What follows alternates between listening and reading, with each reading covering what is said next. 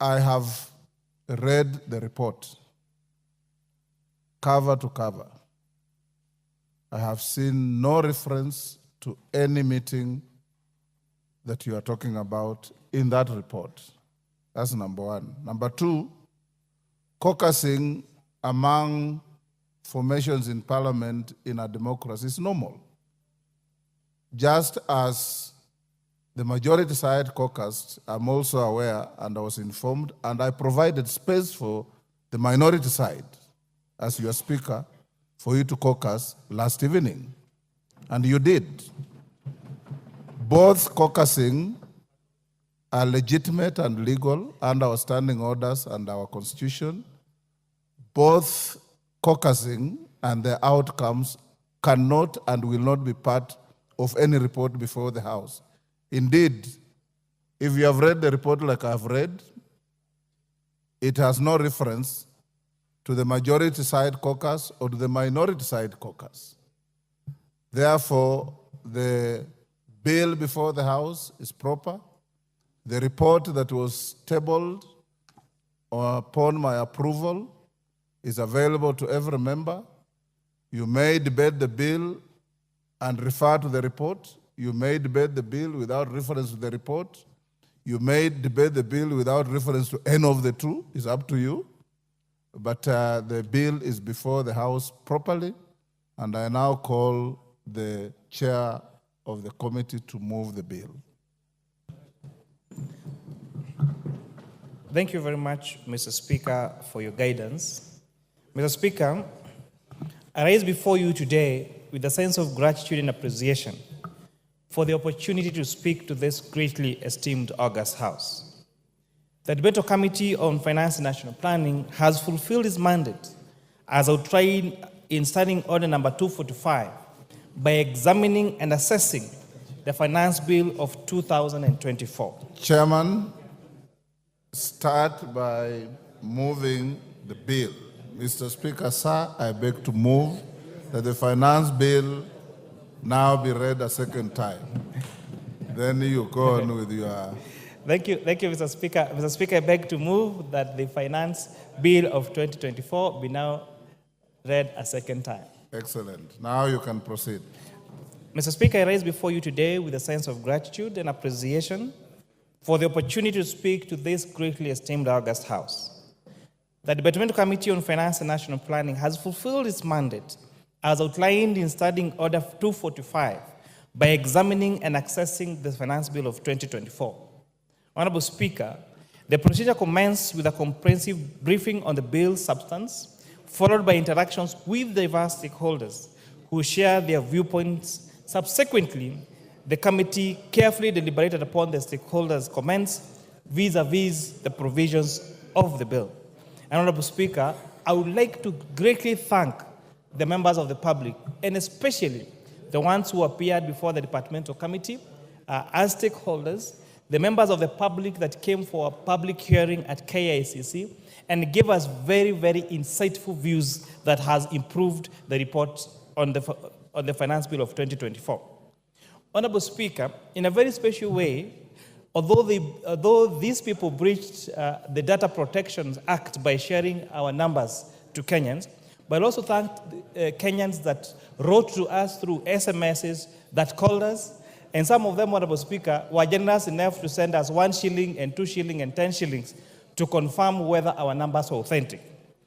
Honorable Speaker, I have written to the clerk wondering what to do with the 168,000 shillings that have been sent to my M-Pesa, because receiving these gifts from members of the public, Honorable Speaker, is against the state, the laws of this republic. And therefore, later I will be seeking your guidance on what to do with the money, because I tried reversing the 1 shilling and the 2 shilling, and it was impossible, because it came in hundreds of thousands. But for your generosity, Kenyans, I want to thank you and tell you that your views are well received. Mr. Speaker, I would like to draw your attention to an important issue concerning Kenyan's tax revenue collection. Over the past decade, our tax revenue as a share of GDP has remained stagnant at approximately 15%. This stagnation is a cause for concern, and we as a country need to develop favorable tax measures to balance between relying on our own social resource mobilization and depending on debt. Honorable Speaker, this bill proposes to raise a total of 346 billion shillings to support the expenditures that will better be passed by this House through the appropriations bill, Honorable Speaker. Notably, this expenditure is going to lead to the highest allocation ever to county governments at 401 billion shillings. This is the first time, Honorable Speaker, that this allocation to counties through equitable shares is exceeding the 400 billion shillings mark.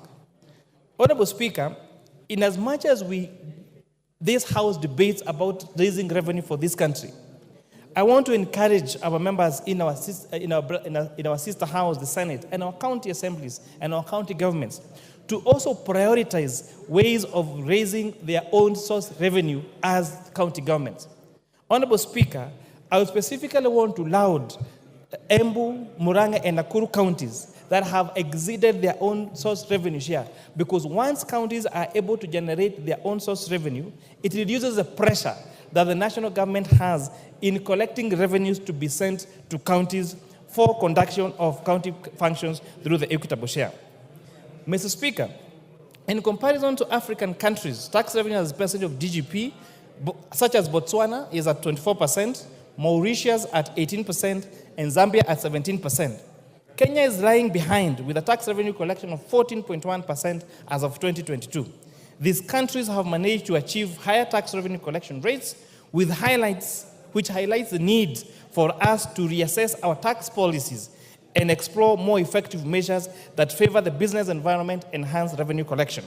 The Kenyan government has embarked on a tax reform agenda through the medium-term revenue strategies, MTRS, aiming to increase the tax to GDP ratio to 25% by 2030. This reform is crucial for aligning Kenya with its regional peers and ensuring sustainable economic growth through improved domestic resource mobilization. Honorable Speaker, the reason why there is increased debate on taxation in this country is because we have 20% of Kenyans contributing to 80% of our taxes. That means there is a need to have a robust expansion of our tax base and ensure that if everyone in these countries pays their equitable share of taxes, then we will not have to weigh this on the 20% that are paying 80% of our taxes in this country. Mr. Speaker, I would like to highlight a significant aspect of Kenya's economy over the past decade. We have witnessed the emergence of employment opportunities, especially around the digital marketplace. Significantly, this contributing to a significant economic evolution. Furthermore, the majority of jobs created during this period have been in the informal sector. As of 2022, approximately 83.3% of the 19.15 million Kenyans workers have been employed in the informal sector, reflecting the crucial role of the informal sector in our economy. This shows the importance of developing policies and strategies to support and regulate and support this vital segment. Mr. Speaker, the Finance Bill of 2024 had several tax proposals that would enable this country to increase its tax base, especially increasing its revenues. The committee carried out public participation and later deliberated the matters which inform our decisions. For instance, Clause 2 of the Finance Bill 2024 is expanding the definition of digital content monetization to include all creative work. The committee noted that not all creative works generate income. Therefore, and in order to align with international best practice, it is actually very necessary to specify that only those generating income are subject to tax. Clause 2, Honorable Speaker, is talking about the definition of software, which includes software and royalties in the definition of software and the definition of royalty. To safeguard the interests of distributors in this sector, the committee decided to delete this proviso and exclude the distribution of software from this definition. Honorable Speaker, there has been a notable change in the global arena in tax administration, where governments or parliaments change tax laws to align with court decisions. I think a case in point is the 7Cs case versus KRA in Kenya, where there was the contestation of the definition of royalties to include softwares. And the most popular one globally is the case of the engineering firm in India over the definition of softwares. we appreciate that in as much as it is improvement in our jurisprudence and improvement in our laws to make law process to align with the decisions of courts, we need to be careful not to abuse the power of law legislation to negate the judgments made by our courts. Clause 4, Honorable Speaker, proposes to reduce the period for claiming deferred realized foreign exchange losses from 5 years to 3 years. The committee supports retaining the current period, allowing businesses to recover foreign exchange losses over 5 years instead of the proposed 3 years, especially during these times of uncertainties in the global market, and especially including the de-dollarization of the markets. For example, we have seen some of our global leaders backing their currencies through gold and not through, for example, the most popular used currencies such as the US dollar. Clause 6B2, Honorable Speaker, proposes to exempt reimbursement of expenses incurred for asset purchasing during official duties by public officers, which was extensively discussed with stakeholders. The committee ultimately decided to remove this amendment that aimed to exclude public officers from taxation on employment of benefits received as reimbursements for asset acquisition. This decision was driven by concerns by members of the public that such exemption would unfairly discriminate against private sector employees and could potentially be abused. As framed on the bill, Honorable Speaker, there is no definition of what these assets are. And therefore, we stand a risk of having public officers buy houses or buy factories, and those factories or houses that they buy from taxpayers' money will not be subject to tax. So the best way would have been to treat the same for public officers, the same with private officers. But Honorable Speaker, if we allow private officers to be exempted from tax on payments made to them for assets, you might find officers being paid in terms of assets just for tax planning and tax avoidance. Clause 8, Honorable Speaker, proposes to repeal the digital service tax and its replacement with a significant economic presence tax at the rate of 30% on 20% deemed profit. This committee acknowledges that digital service providers typically enjoy a higher profit margin due to lower production costs compared to companies with physical presence. Therefore, the adjustment aims to align the deemed profit more closely with what would be expected in those companies if those companies face similar cost structures.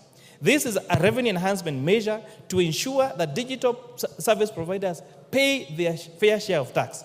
Additionally, and notably, Honorable Speaker, the committee proposes amending this clause to include a gradual increase in the rate of from 1.5% to 3% and not from 1.5% to 6% as proposed in the bill. And this is to ensure there is fast implementation of this adjustment. Honorable Speaker, this has been one of the most confused clauses that has been to the members of the public. This tax is not on digital content creators. This tax is for these applications, for example, Uber Eats, Jumia, and the tax is imposed on the owners of the platform, not on the consumers or those people making those deliveries, Honorable Speaker. And this has been endorsed by the best practice through OECD countries to have a uniformity globally on taxation around the digital marketplace, Honorable Speaker. On clause 912G, there is the proposed introduction of minimum top-up tax. This committee strongly supports its measure, noting its global adoption in over 60 countries, where many of these key multinational companies operate. Failing to implement this tax in Kenya would undermine the fair application of tax obligations, potentially allowing constituent companies located in Kenya to underpay their share of revenues. This amendment is aligned to the multilateral instruments on profit shifting and base erosion that this House approved a month ago. Again, another very misinterpreted clause. The minimum top-up tax, to explain simply, means where a multinational company operates in Kenya and as a group company, and in the company of their origin, they have a lower tax rate than that of Kenya, then they will be required to pay this minimum top-up tax. And again, this is to align ourselves with best practice. Clause 9, 12H, proposes an introduction of motor vehicle tax at the rate of 2.5% of the value of the vehicle. With this clause, the committee knows the following. 1, Section 3(2) of the Income Tax Act defines what constitutes an income upon which a tax is chargeable under the Act, whereas the proposed motor tax is levied on an asset and not on income as described by the Income Tax Act. The proposal, Honorable Speaker, to cap the levy at 100,000 shillings makes this tax discriminatory and non-progressive, because this essentially means that those motor vehicles that have a value of 4 million shillings and below would have paid the fair tax of 2.5%. But those vehicles that have of higher value of 2.5% would have paid a less commensurate percentage of that motor vehicle tax. The proposal will have adverse effects on the insurance-taking behavior of motor vehicle owners and further lead to negative effects on the insurance sector. Honorable Speaker, notably also, commercial vehicles which are subject to advance tax and would therefore amount to double taxation. We noticed concerns from the members of the public. Most especially commercial vehicles take third-party insurance. Third-party insurance is a flat rate of 7,500 shillings. So if we impose 2.5% on a matatu that say is worth 4 million shillings, that means that the motor vehicle tax on that matatu would be 100,000 shillings. And considering that most of them struggle to even raise the 7,500 shillings comprehensive insurance, then that would be quite punitive and would actually even lead to them not taking the regular insurance for their motor vehicles. From the foregoing, the committee recommends therefore the deletion of the proposed motor vehicle tax. Honorable Speaker, on clause 10, the proposal to limit the deductibility of an employee's contributions to a post-retirement medical fund to 10,000 shillings. This committee recommends increasing actually the limit to 15,000 shillings. This is to encourage a saving culture for a post-retirement medical scheme. This is an improvement from our last year's amendment where we introduced the relief, and therefore we really urge this House to adopt this amendment. Honorable Speaker, you will note a concept called black tax, where the reason why majority of Kenyans, especially middle-income earning Kenyans, are struggling, one of them is because they have to support their aging parents. Some of them really contributed their many years of public service to serving the people of this country. So we are therefore providing for an incentive for them that when you are actively in service, please save for your post-retirement medical scheme. And we're saying, when you make this contribution to your post-retirement medical scheme, that contribution will be tax allowable to up to 15,000 shillings a month. And this will really help that when we grow old, the times when parents would rely on their children to support them when they are old, the times when children were seen as an investment needs to end. When someone reaches their age of 18 years, they should be allowed to drive by themselves and support themselves and the family by us during our active lives investing heavily on our retirement.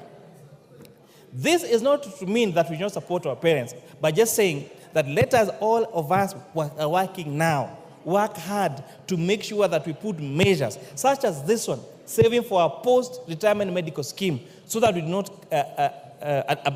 burden our children with our medical costs when you are old and not working. Clause 12, Honorable Speaker, proposes to introduce the advance pricing agreement.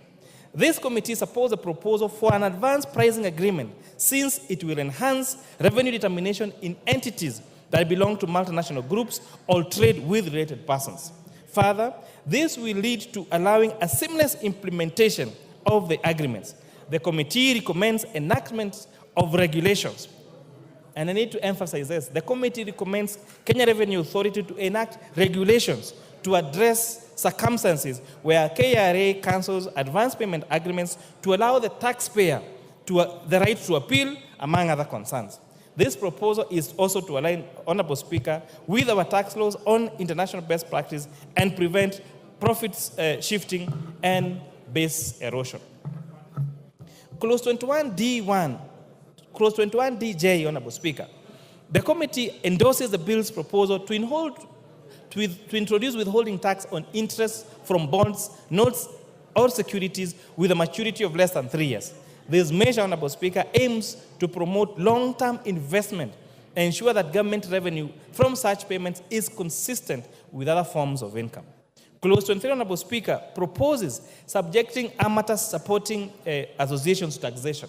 This committee acknowledges that while the proposal aims to tax these associations, it recommends deleting the proposal to foster investment in the sector and to encourage the nurturing of sporting talent.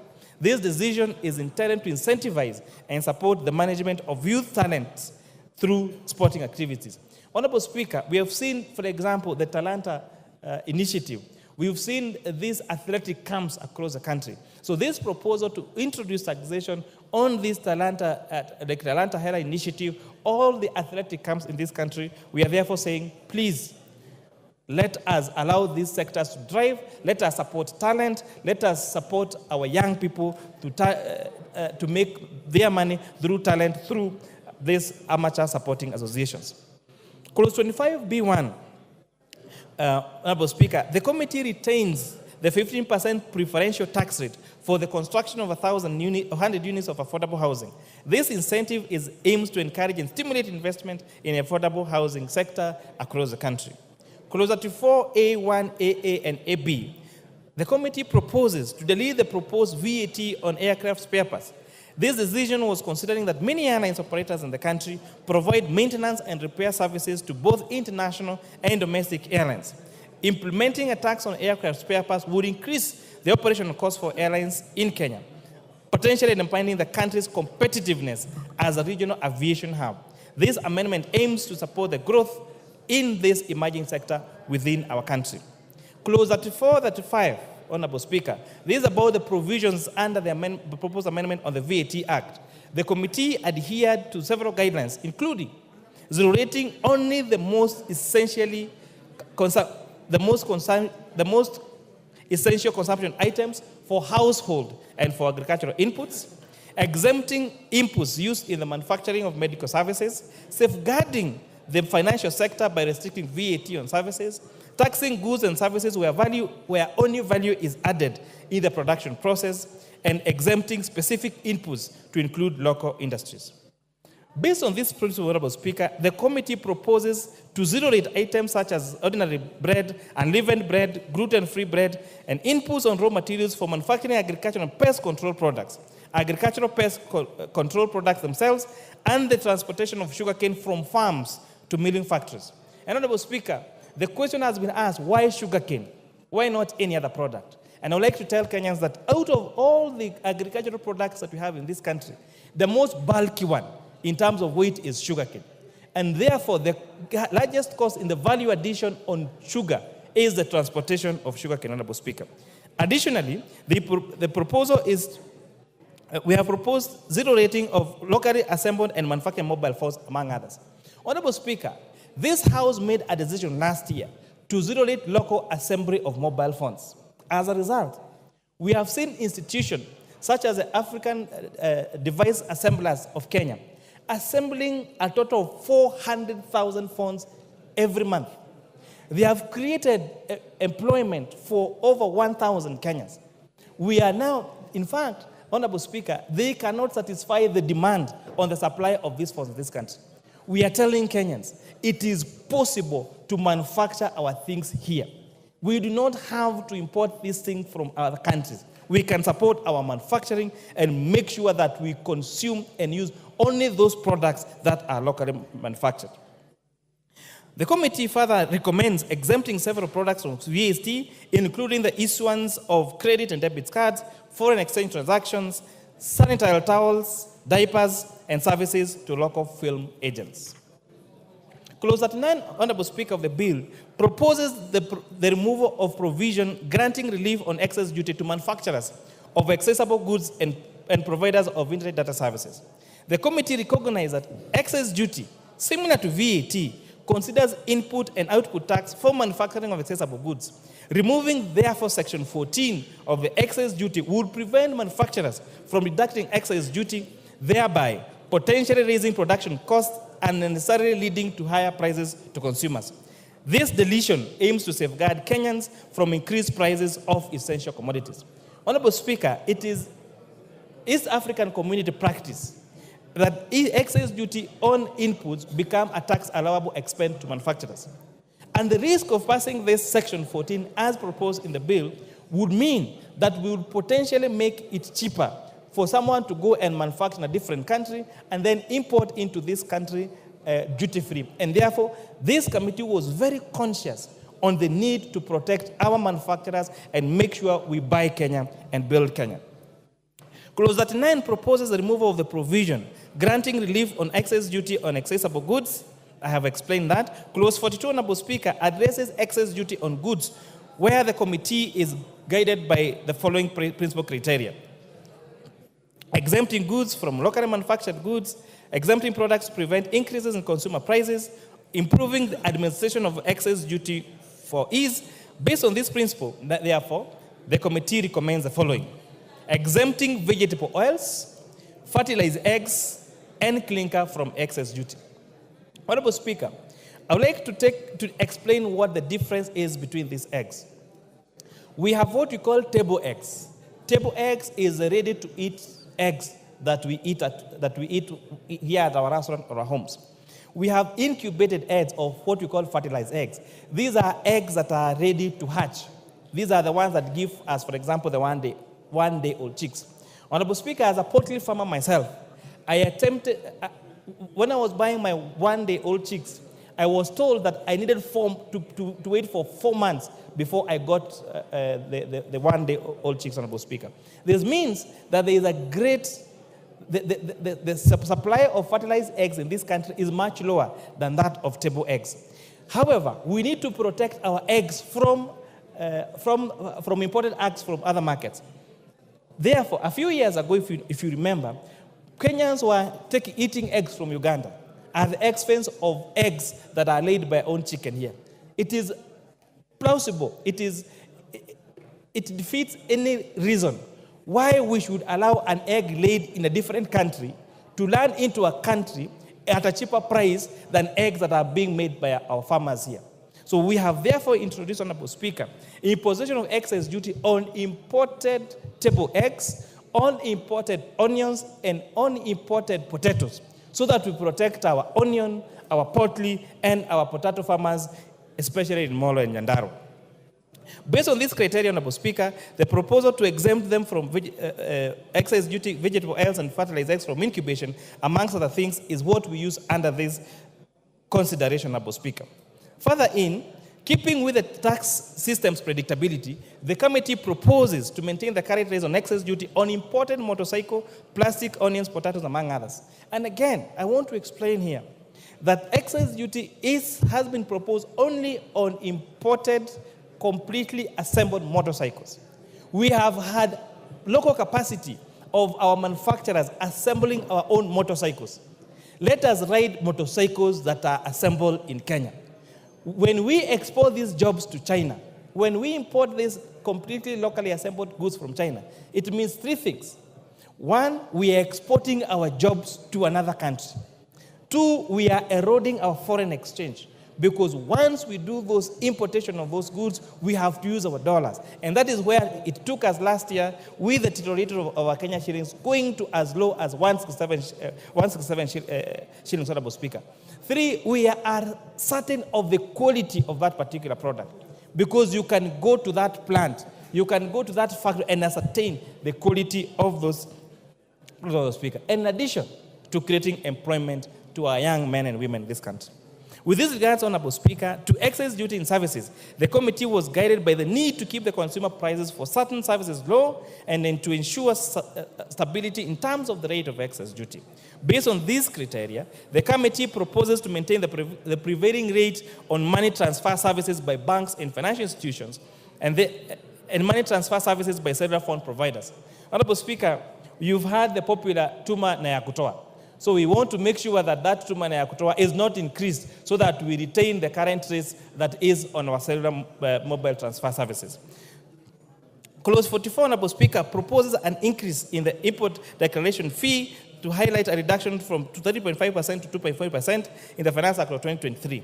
This resulted in a significant revenue loss of 10 billion shillings, impacting the implementation of 2023-24 budget. And this, therefore, Honorable Speaker, you have seen in a record 2 supplementary budgets that have led to a very huge cut on our expenditures. And this is because one of the decisions that we made was a reduction of IDF last year from 3.5 to 2.5% led to a revenue loss of 10 billion shillings.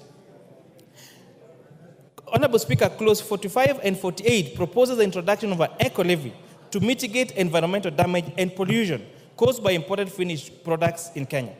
The committee emphasizes that this levy should exclusively apply to imported finished products, therefore safeguarding local manufacturers who are already adhering to what's called the extended producer principle. Regarding to a stakeholder feedback and to mitigate price impacts on essential goods, however, the committee recommends excluding motorcycles, bicycle tires, wheelchairs, 3-wheel motorized vehicles, which you probably know as tuk-tuks and wheelbarrows, from this levy.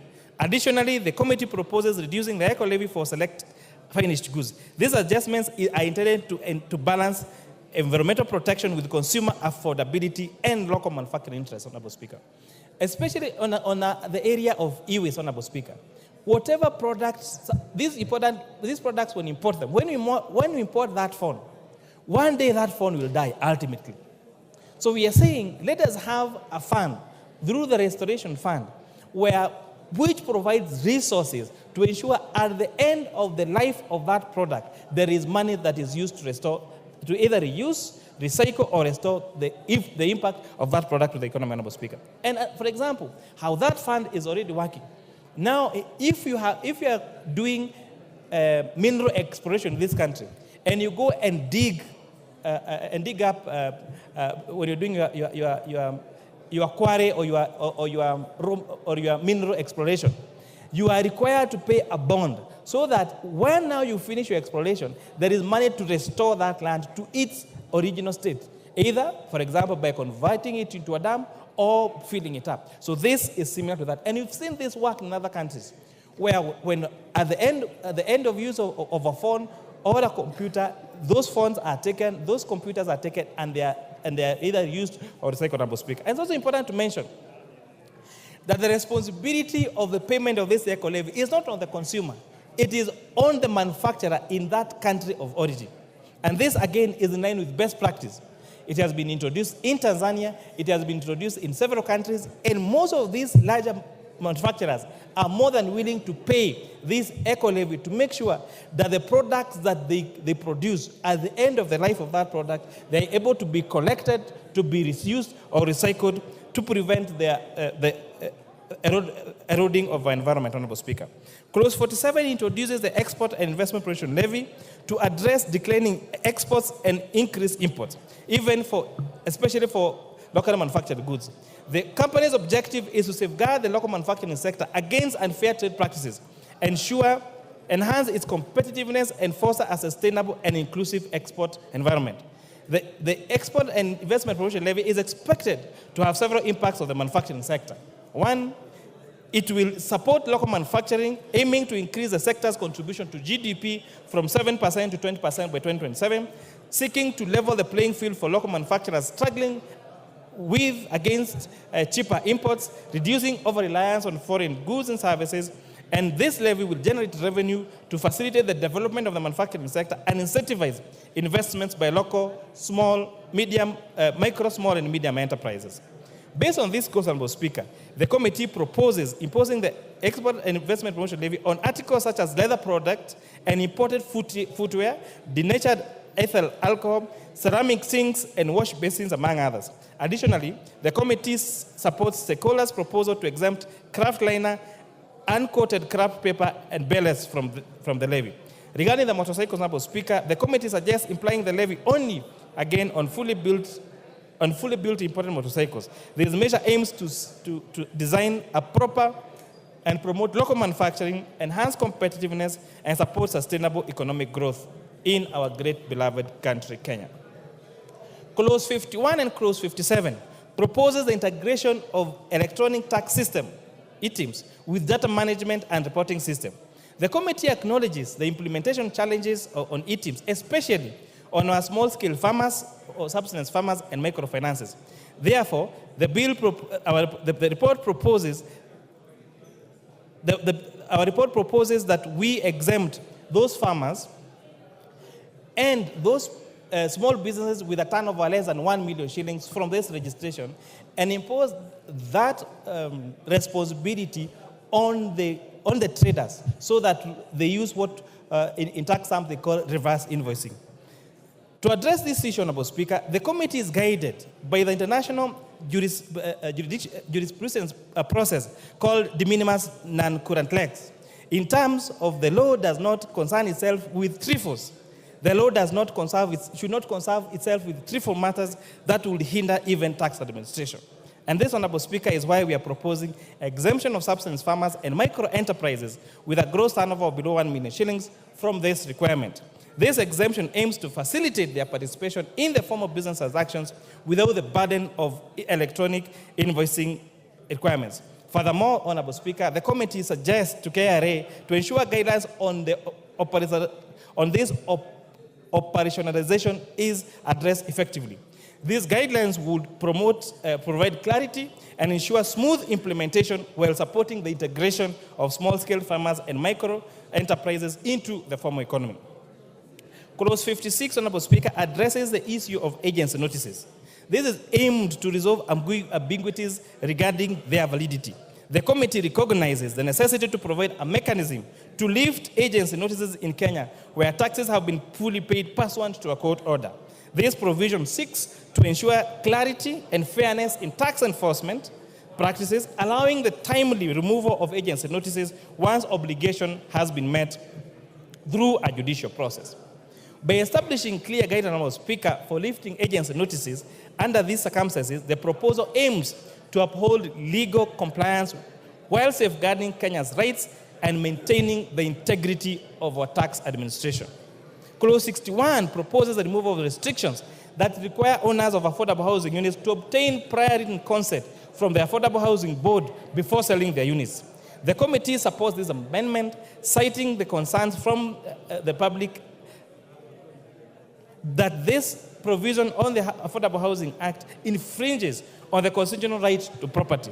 By advocating for the removal of this requirement, the committee seeks to uphold property rights and ensure that homeowners have the freedom to manage and dispose their affordable housing units without unnecessary bureaucratic handles.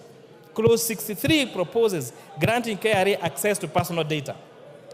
The committee has raised concerns that this proposal does not meet the constitutional threshold outlined in Articles 31C and D of the Constitution of Kenya. Additionally, the committee notes that Section 51 of the Data Protection Act specifies conditions under which exemptions might be applicable. Moreover, Honorable Speaker, Section 60 of the Tax Procedures Act empowers the commissioner or authorized officers with a warrant to access any necessary data for administering tax laws. These considerations, therefore, shows the need for careful alignment with constitutional and legal provisions regarding privacy and data protection in implementing this proposal.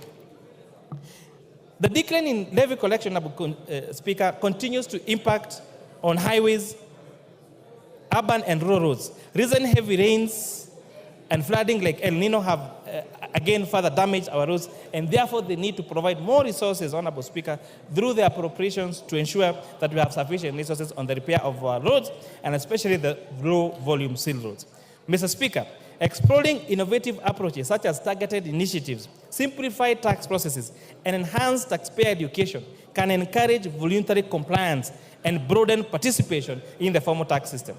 Bringing more Kenyans into the taxpayer fold, we align our tax revenue collection with economic expansion, enabling us to finance crucial investments in infrastructure, social programs, and sustainable development. Mr. Speaker, Addressing these issues proactively and maintaining effective tax policies will strive to increase our tax revenue collection in line with our economic potential. This, Honorable Speaker, will strengthen our fiscal position, allowing for investment in key sectors such as social welfare programs and infrastructure development, fostering sustainable economic growth to benefit all Kenyans. Mr. Speaker, as we deliberate the Finance Bill of 2024, it is important to actually prioritize measures that will effectively expand our tax base and ensure revenue generation.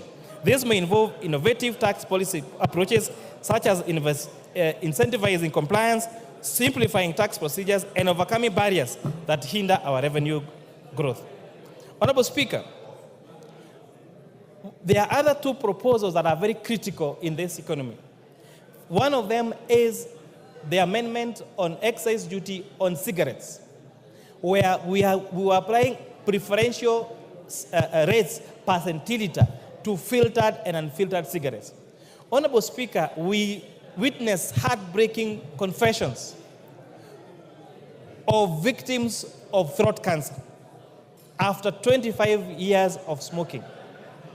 And this is because we were saying they started with the unfiltered cigarettes, then went to the filtered cigarette and spoke for 25 years. And as a result, Honorable Speaker, there has been demonstration globally that there is a direct relationship between cigarette smoking and many forms of cancer, especially throat and lung cancer. It has been demonstrated globally that changing tax regime or changing taxation on cigarettes actually impact the consumption of those services and has a subsequent impact on reduction of cancer cases. Honorable Speaker, on alcoholic beverages, Honorable Speaker, the proposed amendment to shift from taxation by volume to taxation by alcohol content is also a great welcome a policy idea and aligns with best practice global, Honorable Speaker. This means that alcoholic drinks that have higher alcohol content will have a higher excise duty than those alcoholic drinks that have lower alcohol content. This, Honorable Speaker, will not just make higher content alcohol more expensive, but most importantly, in the fight against illicit brews, ensure there is safer alcohol available to those that want to take alcohol. Because, Honorable Speaker, we have accepted as a country there are those that want to take and there are those that don't want to take. So those that want to take need to be given access to safe and affordable and healthy, and make sure that those others that do illicit, Honorable Speaker, are discouraged. As we robustly, Honorable Speaker, engage on the Convention about the Finance Bill and critique it, it must be realized that this bill aims to correct around 346 billion shillings only from a proposed 3.9 trillion shillings. We therefore request this House, our departmental committees and our oversight committees and Kenyans in the public to interrogate the expenditure side of this budget as they are interrogating the financing side.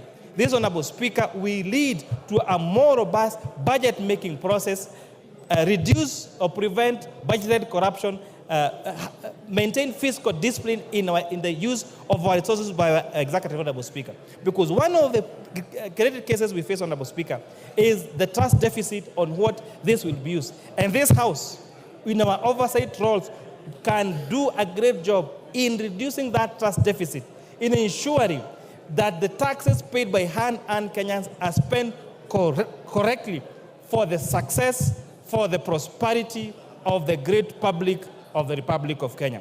Without Honorable Speaker, I beg to support. You beg to move. Without Honorable Speaker, I beg to move.